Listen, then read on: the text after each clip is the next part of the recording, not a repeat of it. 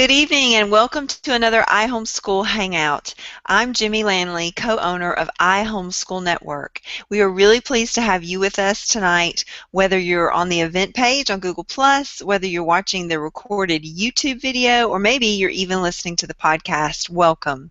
We have two special guests with us tonight who are going to be talking about homeschooling as a single mom.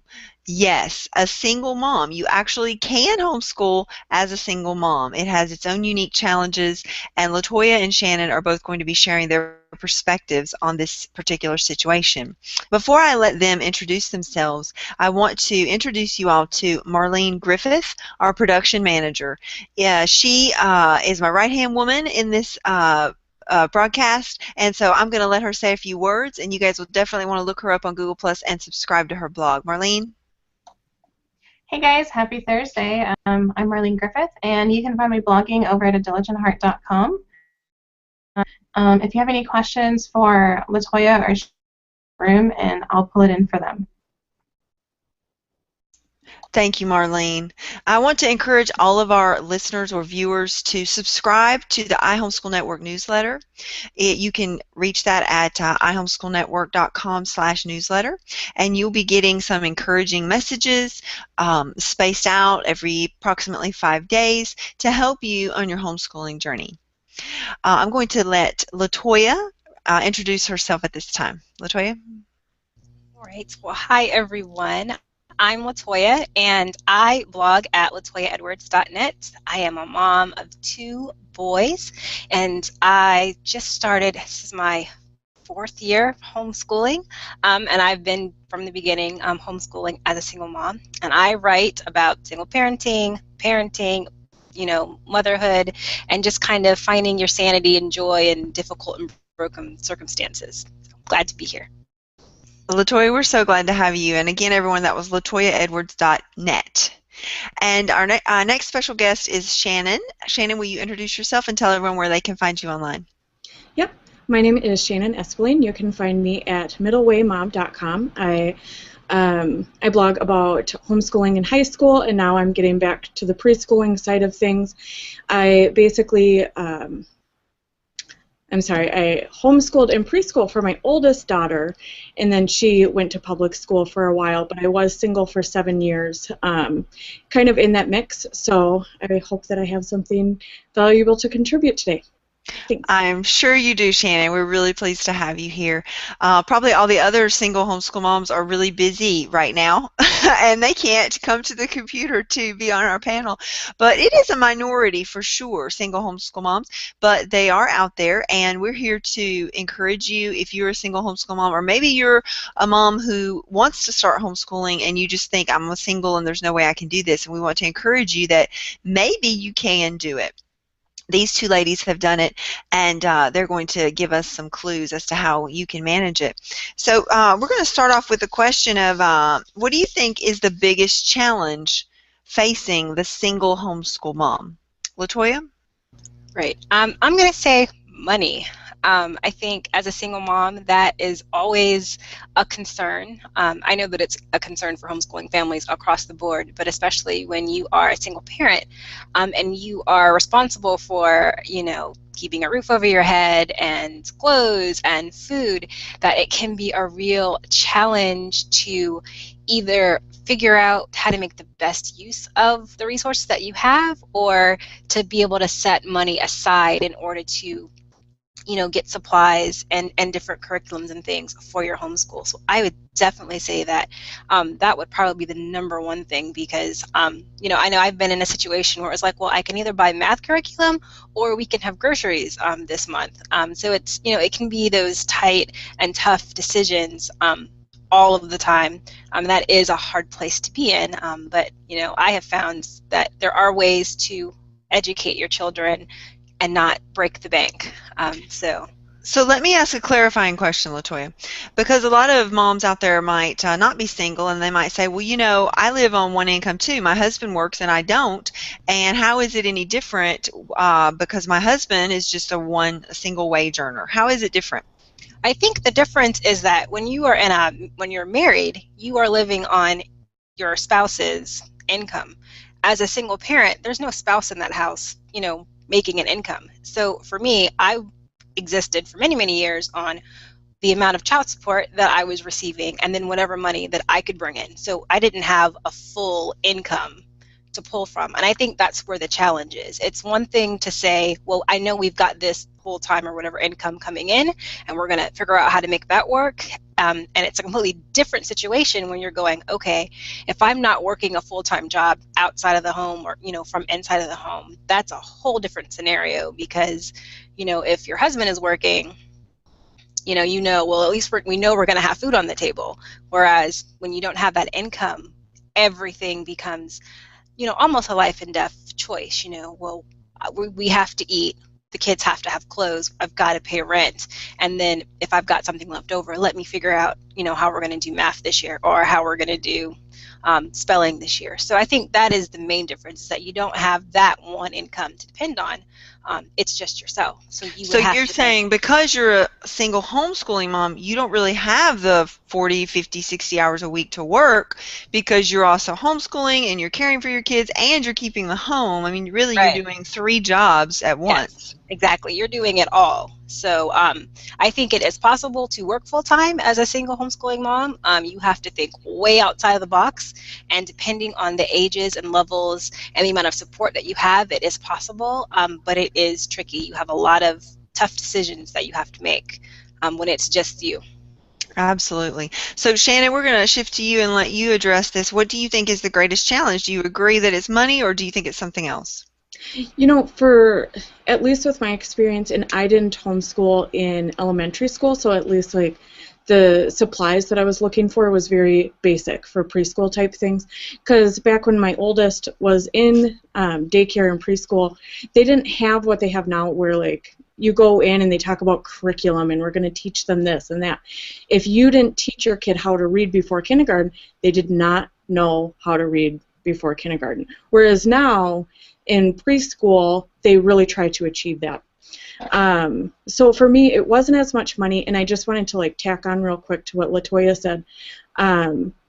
There is still a disparity between what a woman makes and what a man makes. So if I have the exact same job, full-time job, what is it, still 70 cents on the dollar that a woman makes in comparison. So, you know, that's something to take into consideration too. For myself, it was more the time that everything had to fit into a box. So I have my work box, I have my school, like I was also going for my associate's degree and my bachelor's degree at the time. So I had my own school box. You have your, you know, play with the kid box, because that's very important. And then just trying to like fit in, okay, well, I really wanted her to learn how to read. She loved doing workbooks, so that was a lot of fun. And just trying to fit everything into those hours that you have, that was the hardest part for me, was trying to make sure that didn't stress me out. And so as a single parent then, you don't have that husband or wife, I guess you could be a man in this situation, but we're all women, so we'll just say husband. You don't have that husband to help share the burden of some of the tasks that you might be able to offload onto someone else so that you have more time to do other things. So yeah, I mean, everything falls to you.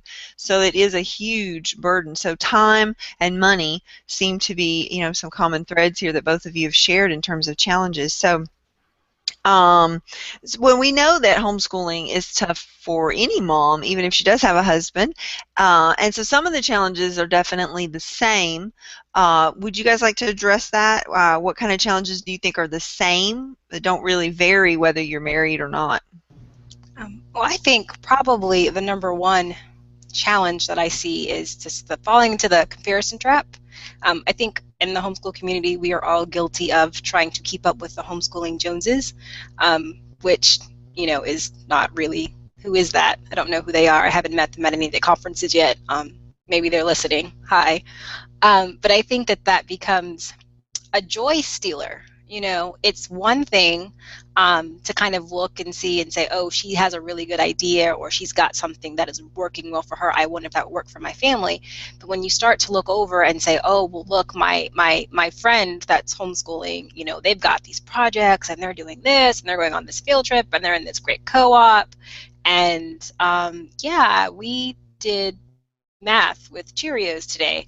You know, it can be a real joy stealer just because you're comparing, and you really are kind of comparing apples and oranges because no homeschool family is alike somebody else's. And when you're in a unique situation like a single parent who's homeschooling, your homeschool is not going to look anything like, you know, your friend who's married.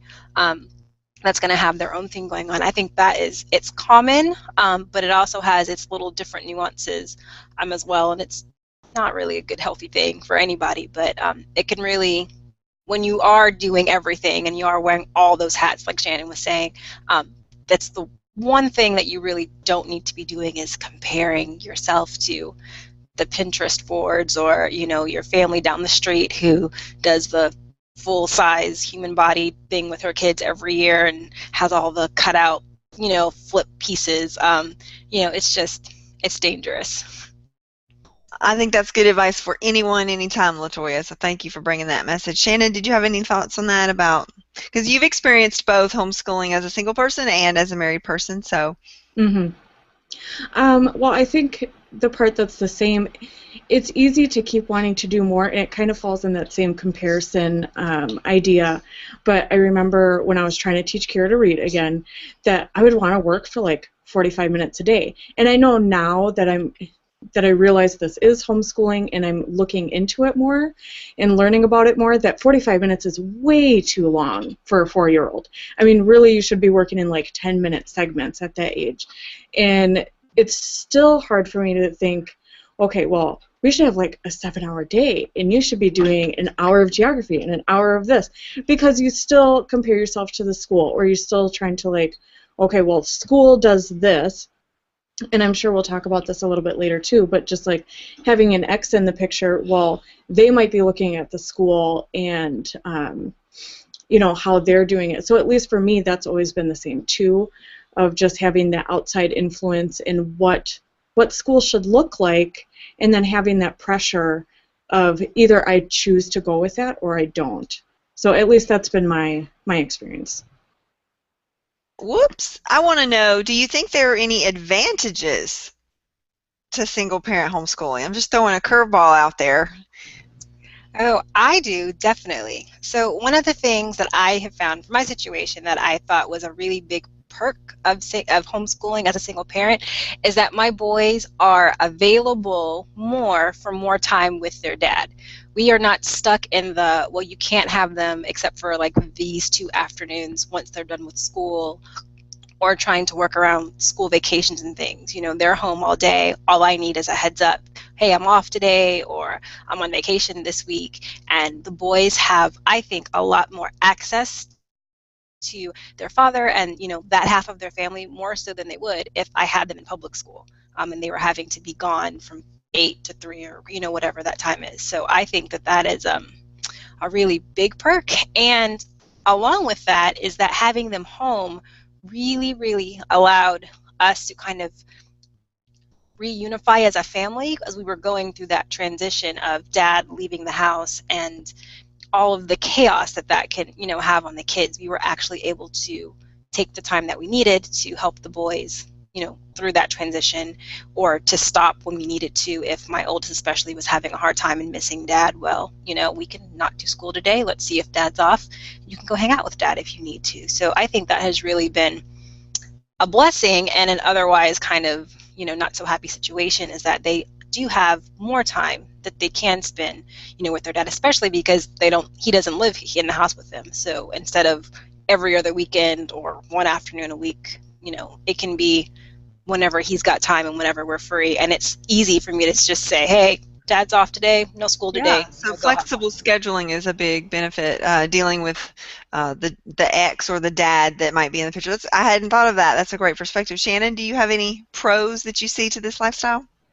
See, and I was going to say basically the same thing, but I get more time with her, because when she was in public school, I would drop her off Wednesday morning, and then I would pick her up Saturday afternoon, and I didn't see her that entire time. That's how we have had it worked out since she was about 2 when we split up, is that we split the week in half, and it worked really nicely. But then as she got older, she was able to kind of say, oh, okay, well, these rules are at my dad's house and these rules are at my mom's house. And she learned very quickly how to put on two different faces, which isn't something that I want her to learn. So when we started homeschooling, she had a lot more time with me, and we got to talk about, you know, character development, and I just got to really have time with her instead of it just being on the evenings and weekends. And even the evenings, you know, we had like swimming lessons, or she had, and then on the weekends you're trying to make up for the time that you didn't see him, so you're going to the zoo, so you don't really have time to sit down and really talk about character development, and the schools don't address that anymore. So for me, it was more time for me, where LaToya is talking about more time for him. Maybe I'm selfish, but I like it. We know the song. I hear a little voice, a very cute little voice over there. Oh, so sweet. All my begging for her to go to bed, not working. Well, it's cute. At least she's not screaming or crying, so we're happy about that.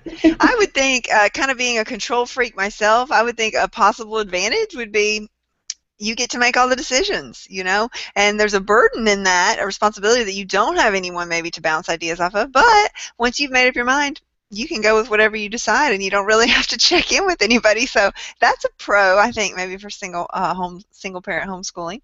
I want to just pause here for a second and make sure everyone on the outside watching knows that we would love to have your comments and questions. So if you'll leave those on the event page on Google+, we'll be happy to bring some of those in. And I want everyone to take a look at LaToyaEdwards.net. LaToya is our special guest tonight, and she has a fantastic blog. Her blog is about finding joy in motherhood and broken circumstances. And you will be blessed if you will visit her blog at LaToyaEdwards.net. I encourage you to subscribe to her blog. And you'll find a lot of ideas there about single moms and just in general homeschooling information. She also has kids with some special needs, and so you can find posts about that as well. All right, let's talk about, we've talked about the challenges to being a homeschool mom, and one of those challenges had to do with time management and just the burden of doing everything and not really having a lot of help. And so how do you manage the time for yourself? Because, you know, I hear some people say, you know, me time is a misnomer and it's selfish and moms shouldn't have me time, and they should just, you know, always give and love their family, and that's how they, and I have to say, I don't know about that. So I'm going to let my guests talk about me time and how do you get that? Is it important, and how do you get that as a single homeschooling mom? Because you can't even drop the kids off at school and maybe go shopping or get your hair done or something. You don't even have school, even the most basic that most moms would have. So how do you manage it? So Shannon, we're going to start with you this time. See, and like I said my schedule earlier, I actually had a lot more me time when I was single, because I had that time where she would go to her dad's and I was by myself. And so now I have little kids and I'm married. They're like, she's still here. I put her to bed an hour and a half ago and she's playing here. So, and you know what, I can relate so much, because I read all these blogs and they're like, my kids are my best friends, I love them, I'm so sad when they go to bed. And like, I literally sit here and think, I'm such an awful mother, because I'm like, go to bed. But I'm really glad that you said that. That makes me feel so much better. I mean, maybe it's like the pregnancy hormones, but I'm like, never doing this again. These kids, they're okay. always... I'm just gonna say, for all the quote unquote, as Shannon says, bad moms, being away from your kids is good for you, and it's good for your kids. At least it's good for my kid, I'll tell you that. Okay, LaToya, tell us about how you get that me time as a single mom. Right, that's funny, Shannon. I was laughing. You know, I hear that argument of, oh, well, you shouldn't want time for yourself. And I have to remind people that, you know, there's a lot of times in the Bible where Jesus got on a boat and went far, far away from everybody else. And if he needed a minute to collect his thoughts, I think it's okay as moms for us to have a minute to pee in peace every now and then. You know, there's nothing wrong with that. So I had to get really creative about finding time for myself. And Shannon, you're going to laugh. My kids go to bed really, really early. 7:30 is bedtime around here until you hit puberty. And you don't have to fall asleep, but you do have to be in your bed and quiet and not coming out of your room. And so that has been one way that I have found a way to kind of save my sanity, because my kids get up before the sun is out and they are go, go, go, go, go, go, go all the time. And having two boys, there's only so much unsupervised freedom that I can give them at the moment without having trips to the ER or having something broken in the house. And so I'm kind of on a lot during the day, and it's draining. And so I just made the decision that, well, you know what, you guys are, I'll be here and I'll be present and involved, you know, most of the day with you, but you guys are going to go to bed early so that you can get the rest that you need, and so that mommy can have some time to myself. And sometimes I work, sometimes I do chores, but I make sure that at least one night a week I don't do anything. It's just for me. So sometimes I put them to bed and I go to bed. Sometimes I go soak in the tub. Sometimes I read a book. You know, sometimes I just sit in the living room and enjoy the silence. I mean, whatever I need in that moment. And then the other thing that I've started doing is, well, not started, when my children outgrew nap time, I thought I was going to have a heart attack and die, until I discovered that if I just called it quiet time, they would still go in their rooms for a few hours and be quiet. And so we have quiet time every day for 2 hours. They listen to audiobooks, they do puzzles, they sit on their bed and read, but it's just 2 hours during the day where they know they go in their room and they play quietly, and I have time to kind of do what I need to do. So, LaToya, you're telling me that you don't entertain your children 24/7. I do not. And I'm going to ask you another question. Do you feel guilty about that? Nope. Yay! Very good, very good.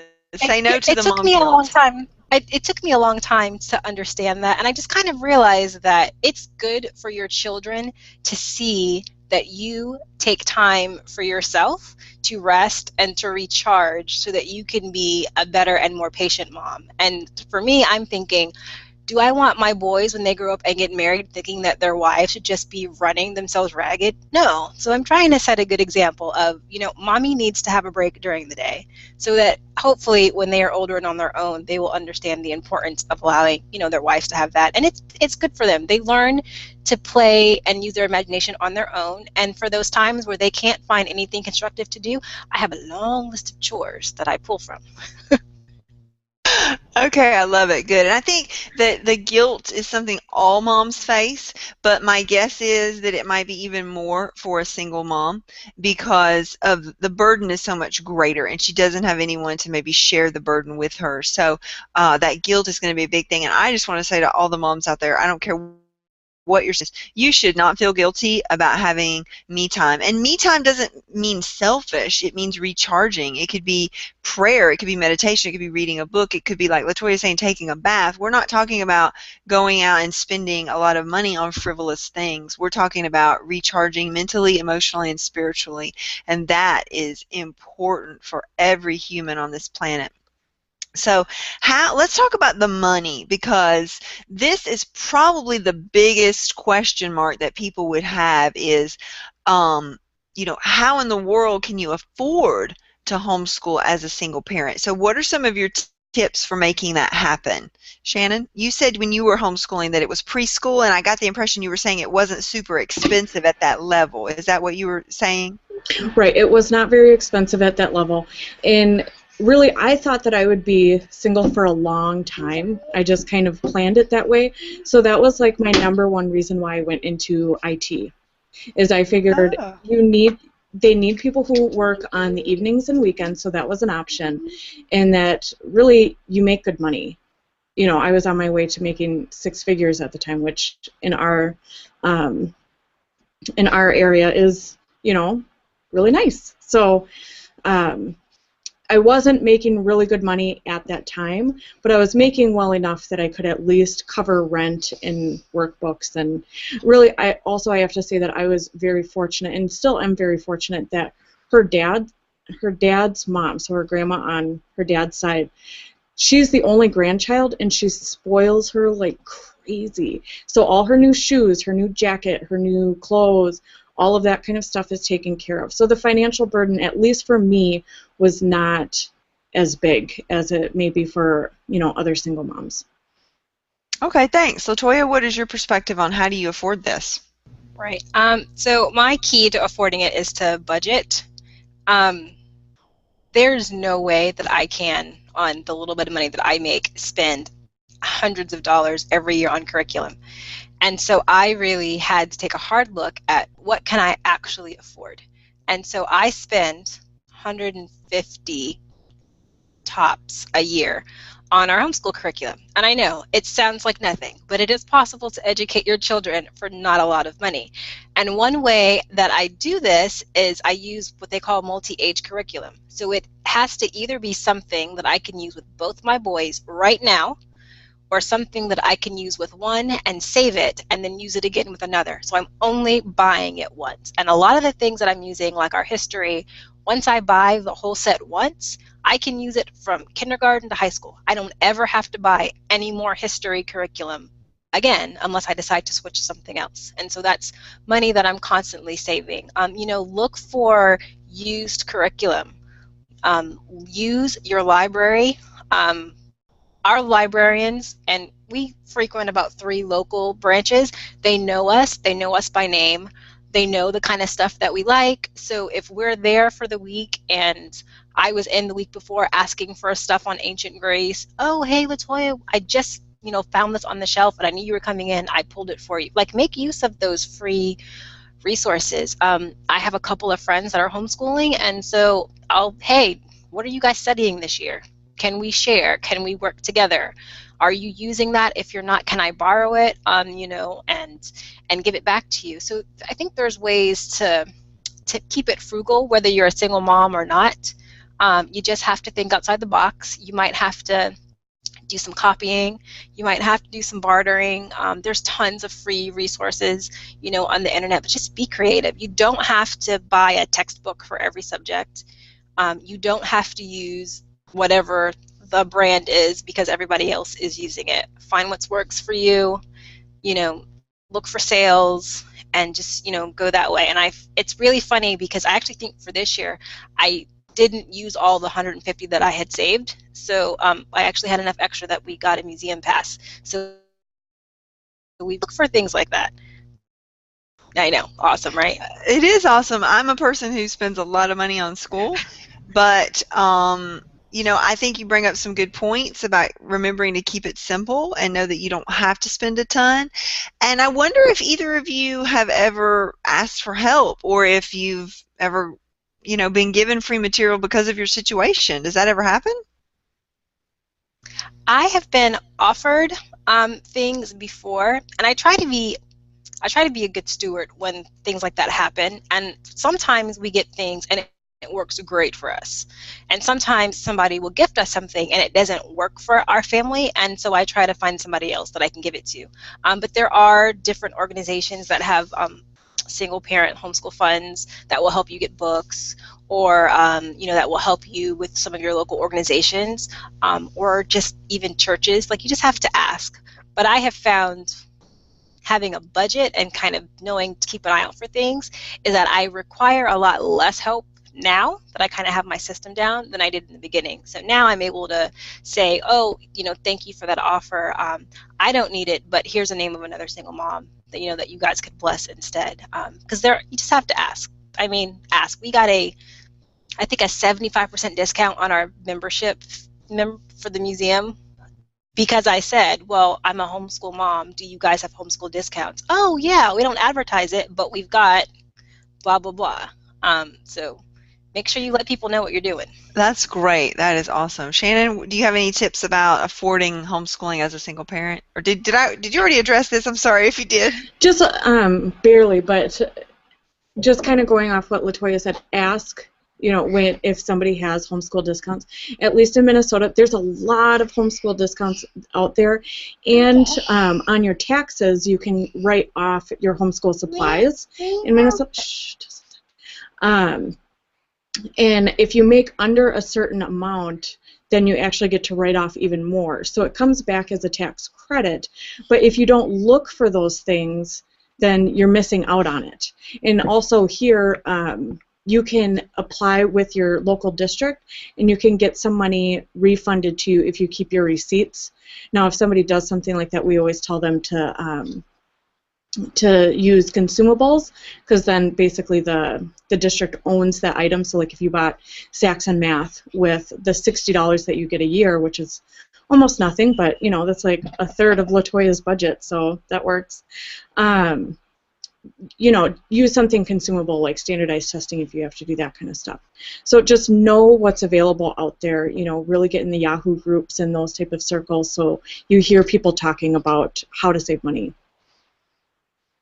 Okay, so we're going to shift gears here and talk about how married people in maybe a more traditional lifestyle can support single homeschooling moms, because there are lots of different reasons why a mom might be a single homeschooling mom. She could be widowed, divorced, never married, lots of different possibilities. And I think there's a whole other strata we really haven't talked about, and that would be married moms who really in function are operating as a single homeschool mom because the husband may be ill, he may be gone, he may be deployed. There are lots of different scenarios where mom is really in essence a single parent, and there are different shadows of that and levels of that. But how can a woman who has the benefit of a husband and some stability bless a single homeschool mom? What would bless you the most, LaToya? I think you have a post about this, don't you, that Marlene posted on the event page, 5 ways to bless a single mom and her children all year long. So give us the lowdown on that. Right. So yes, I think the number one thing that I really, really appreciate was that I had a small group of friends that stayed my friends throughout the long, difficult process. They didn't judge. How can we help? How can we pray? What do you need? It didn't matter what was going on. I think that's really important because, like you said, Jimmy, people are single parents for all different kinds of reasons. And sometimes I've noticed that we kind of get stuck in this hierarchy of single parenting where, well, if you're a widow, then we'll help you. And if you're divorced, nah, and, you know, and it's kind of silly. You know, people need help. And if you're going to help, then you help regardless of the situation. So that would be my number one thing. And I think for homeschoolers especially, as a single parent, you often feel out of place.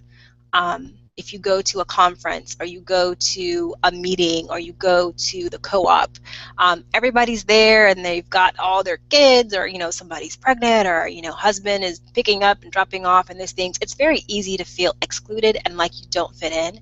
And so if you see a single mom, you know, invite her, keep her up to date on what's going on with things, and, you know, kind of maybe go that extra step to, you know, introduce her to, you know, a friend, or, you know, be her buddy at an event.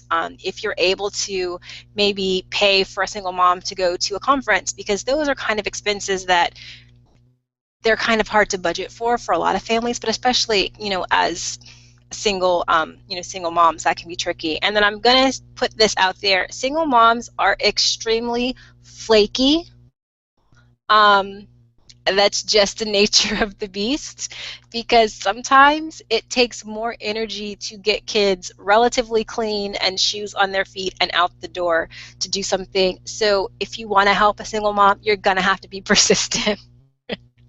You know, don't give up. If she says no the first time, or she says yes and she doesn't show up, don't take it personal. It probably just meant that she just didn't have it in her to fight the good fight to get out the door. But just, you know, keep at it. I have a friend that literally will come and knock on my door if she doesn't hear from me for like a week. She's like, hey, what's going on? And that's, you know, we need to be that persistent, you know, but I can guarantee if you're going to cook dinner and have childcare, that's fantastic, because that's 2 things we don't have to worry about to get to your event. But I think those are just some good ways to get started. I've got a ton of ideas in the post if you want to read more about it. Yeah, everybody go to LaToyaEdwards.net and check that out. Shannon, when you were a single homeschool mom, what would have blessed you the most? What did you long for, and what would you think that you could do today for another single homeschool mom? At least for me, it really would have been making meals. I mean, that just, to do something more than hamburger helper at the time, just, I didn't have it, you know. And now I know a lot more about nutrition and how terrible hamburger helper is, but like even now, and I'm married and everything, but with all these small kids, it feels very similar of just how much weight is on my time, because now I have more people on that time, even though I can split it up. Excuse me. But like, we'll have rice and beans because I just don't have the mental energy to put, sorry, put something more together. So if we did like a meal share, because it's easier for me to double up a meal and then spread it out throughout the week than it is for me to make a meal on some days. So yeah, just making meals and, you know, sharing the load, that would be really helpful. So if you're married and you're making a big pan of lasagna, make a little pan on the side and take it over to your single friend, and she will love you. She will love you for sure, yeah. I think that those are great suggestions for how we can support single homeschooling moms. And maybe one of just the best thing we can do is just, you know, not judge and not assume. And we were talking in the green room before we started the broadcast about, you know, how we assume different things about people. And we're not trying to be mean, but, you know, just being careful about that and being sensitive to different people's situation without prying. And, of course, I think the single mom has a responsibility also to not get easily offended when people do assume, because it's just natural that people are going to assume different things about you. So there's no evil intent in it. So both sides need to kind of compromise and be kind with one another. So what about how do you deal with an ex-husband, or maybe you never married him, but the child's dad? We should probably say that the dad. How do you deal with this dad that you're not married to and his involvement in homeschool? Now I know this. If you are divorced, part of your parenting plan would include education, so that could be a legal issue. But how do you deal with the father of the child and including him, or even making the decision to homeschool? Any thoughts on that, LaToya? Yes, I know the state that I live in, you do go over educational choices and things and a parenting plan, you know, when you go through a divorce. So I think that is important to get that in writing. On the flip side, the common practice in my state is when parents cannot agree on how to educate the children, the judge automatically defaults to public school. So this is something that you really, really want to, if you can in any way, avoid having it be a conflict. If you guys had discussed homeschooling before and you want to continue, like, you've got to keep those lines of communication open. As difficult as it may be, it's really important to remember that you are the grown-ups. You guys have to remember that you're making the decisions for your kids, and to keep those lines of communication open. And I think one of the best ways that I have been able to do that is by, like, my boy's dad isn't directly involved in their homeschooling or their education, but he knows what's going on. You know, anytime that he wants to know what curriculum that we're using, I make it available. If he wants to see what they're working on, great, I can show you their portfolio, or here's a project they're working on. You know, address his concerns if he has any concerns. I know, even as I have married friends that have husbands that are skeptical about it. Men are numbers, they want to see results. You know, keep them updated on what's going on. Make sure that you're following whatever your state law is, so that that cannot be an issue. And just kind of, even if you have to take it year by year, you know, we're going to do it this year and we'll see how it goes. And if dad is a numbers man, I'm not a big fan of testing, but if that's something that he will understand and speak his language, maybe you consider that and you say, well, let's do the testing and see how the kids are doing. If we see progress, then we know this is working, you know, and do things that way. Another way that I have another friend, she has a great relationship with her ex, and he is actually involved. See if dad wants to teach a subject. You know, if dad wants to be involved, if he's really great at science or really great at math or whatever it is, you know, if you can get dad involved, that's always great. I try to invite my kid's dad on a few field trips, you know, a couple times a year, just so he can see, you know, we're not sitting around, you know, watching Sesame Street all day long, but, you know, let them see, you know what's going on. Because I have found that the more that you can keep the peace and kind of diffuse any fires that might flare up, it's a lot easier, you know, for you to spend your time homeschooling and educating the kids instead of fighting and arguing. And, you know, dad can see, well, you know, it's working, it's doing great for the kids, and really play up the flexibility. You know, I think my ex kind of didn't understand it until I pointed out to him. I was like, but you realize, like, they're home all day. you have way more access to them than you would have if they were in school. But point out those, highlights and those positive things, and just keep the dialogue open. And, I like to tell people that to ignore your critics, but, you can't do that when it's the other parent. So, That's a good. That's a really good point. So, Shannon, how did you deal with your daughter's father and his opinion about homeschooling? Was that an issue for you? It was an issue for us, especially since we started out, kindergarten through third grade. She was in public school, and then when I brought up the idea of homeschooling, he thought that I jumped off the deep end, and it caused pretty big conflict, and it was a big reason why we started with a virtual school, that I was able to say, listen, other people are still making her curriculum plan, other people are still watching for her. I'm just being the administrator of this. Basically, the public school has gone, we delivered to our home. So that was a big reason why we started out with virtual school, and we also did just give it a year. And I told him, you know what, if I totally screw up and she doesn't learn anything, we can send her back to public school and they'll fix everything that I did. And so that's how we were able to homeschool the first year. And then he liked that he also had more access to her and those type of things. And then once we started homeschooling, the year by year was not working for us as well. It just, every summer was a lot of stress, deciding, are we going to continue homeschooling or are we not? So then we went in and did mediation, and now it's in court paperwork that I can homeschool. And I would really recommend that, to have your decision on paper. Like LaToya said, make sure that you have all of your records. In Minnesota, you're required to do standardized testing. So I was able to bring those standardized tests and say she's doing well by the ways that you test your public school kids as well. And she's actually been doing better each year that we're homeschooling. So keep all of those records, even if it's not required by your state.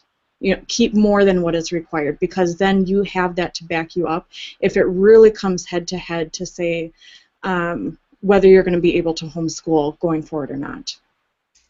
Well, it's really good consideration to think about what the dad says, and then the legal issues in that, and the court orders and things that could happen. So we really appreciate you ladies sharing your experiences. It's super valuable for moms out there who are single and maybe want to make the leap into homeschooling, or maybe they were married, recently single, and they're trying to decide if they can keep on homeschooling. We want to encourage you and support you in that decision. So I want you to look up LaToya Edwards at LaToyaEdwards.net, and look up Shannon at middlewaymom.com. Is that right, Shannon? Okay, middlewaymom.com. These two ladies have a lot of content that will help you as you're on your homeschool journey, and I do encourage you to visit them and subscribe, and also subscribe to the iHomeschoolNetwork.com newsletter, and you can find that at iHomeschoolNetwork.com/newsletter. And we have a lot of valuable content as well that will help you. We are just really pleased that you've spent this time with us, and we know that you've been blessed with practical ideas and encouragement, because I was just moderating it. I really want to thank LaToya and Shannon, and also Marlene, for spending this hour with us. Thank you, Marlene. We are really honored that you hang out with us, guys, out there on our audience. And we are going to take a break next week for Thanksgiving. We have 2 Hangouts planned for December, the 1st and 2nd Thursdays of December, and those are at 8 Central, 9 Eastern. And we will see you then. And until then, good night.